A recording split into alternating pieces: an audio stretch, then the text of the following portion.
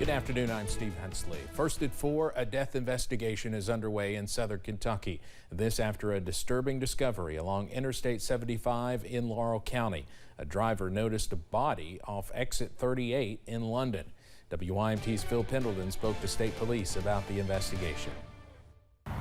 Exit 38 here off of Interstate 75, a very busy exit. Lots of cars get backed up here at all times of the day, and very early this morning, a driver on his way home from work looked over at the grove of trees and noticed a very disturbing sight, what appeared to be a man laying there. Happened to look to his left, and that's where the body was located, less than 50 feet away off the shoulder here in a wooded area. Troopers and EMS arrived and soon learned the man was dead. Traffic quickly then backed up on the exit ramp as investigators worked the scene. The man has been identified as 56-year-old Edsel D. McQueen of London, but his cause and manner of death isn't known at this time. We do know last night that it was very cold. We don't know if this person was homeless at this point. It is not exactly clear how long the man had been there, but they do believe it's likely measured in hours and not in days, given how busy that interstate exit is. In Laurel County, Phil Pendleton, now back to you. Police say an autopsy will be performed to determine the cause and manner of death.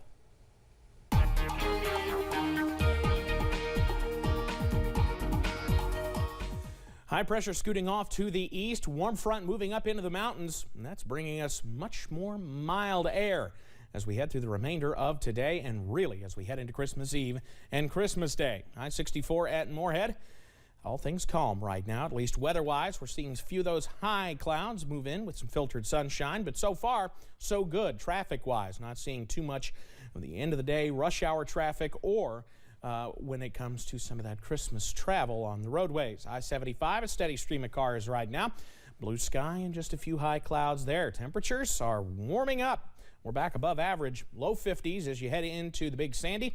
As you head down into the Cumberland Valley, we're in the mid to upper 50s right now, but most of us in the low to mid 50s at this hour, just past 4 o'clock on our Christmas Eve, or Festivus if you celebrate.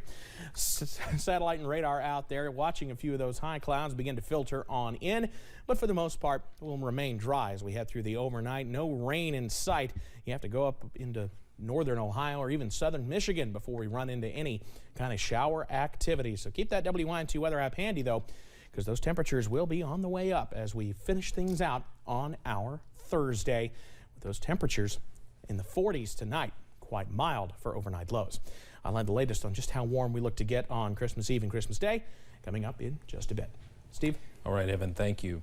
The holidays come with a lot of joy and happiness for many, but for some, the festivities outside take the back burner to the things going on the inside.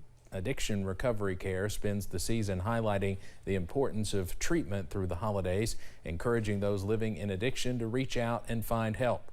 They say many people are afraid to reach out during the holidays in fear of ruining the festivities.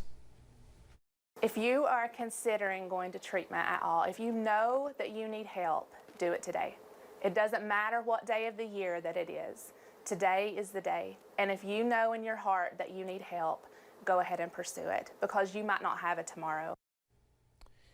Vanessa Keaton speaks from experience, having spent Christmas 2010 in treatment at Karen's Place.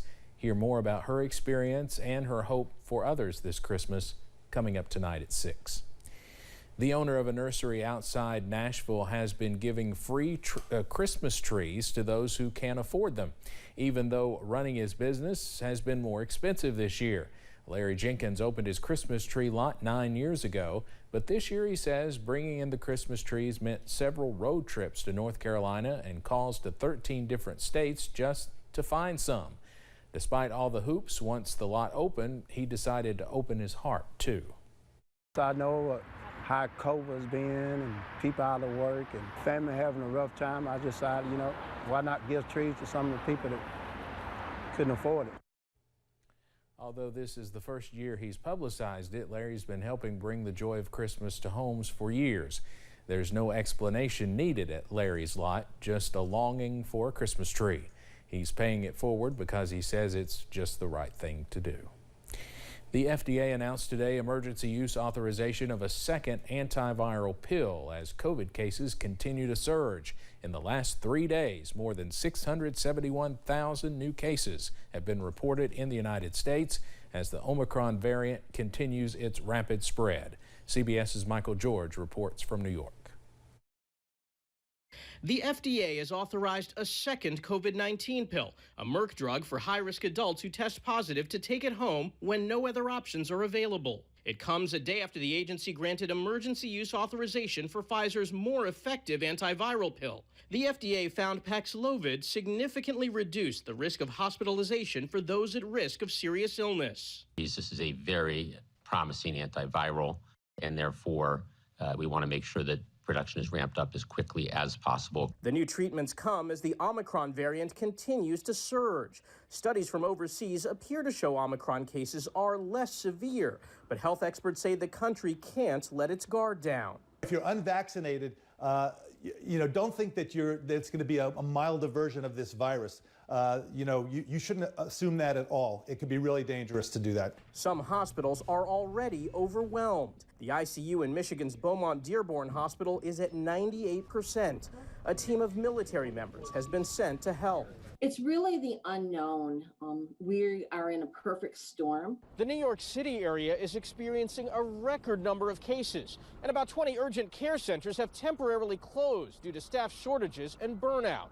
As cases explode right before Christmas, the demand for at-home tests has skyrocketed. I tried to buy some several days ago, and I went to several places. They're sold out everywhere. And starting tomorrow, Universal Orlando will once again require face coverings for guests and team members indoors. Michael George, CBS News, New York. The White House warns that despite the recent FDA approval, it's very likely those antiviral pills will not be widely available for months. Fake COVID-19 cards are now illegal in New York. Governor Kathy Hochul signed new legislation yesterday making fake COVID-19 cards a misdemeanor crime. The new law comes as more cities tighten rules requiring proof of vaccination in the face of the Omicron surge. It also creates a new felony crime of computer tampering and helps schools get better access to a statewide immunization database. Patients with children under the age of 5 will have to keep waiting for a COVID-19 vaccine for their kids. Last week, vaccine maker Pfizer announced it was amending the clinical trial of its vaccine in children 6 months to 5 years old. That's because the company says adding the 2 doses did not elicit the same kind of robust immune response as it did in children 5 and up. They are now adding the 3rd dose to the trial, which is a setback for those hoping to have a vaccine early next year. Pfizer says it plans on submitting data in the first part of 2022. Let's head over to Wall Street now on this Thursday, Christmas Eve. The Dow closes up more than 196 points. We'll have more financial news in our next half hour. Straight ahead here on First at 4, a time capsule is found inside the base of a controversial statue in Richmond. What was discovered inside after hours were spent prying it open?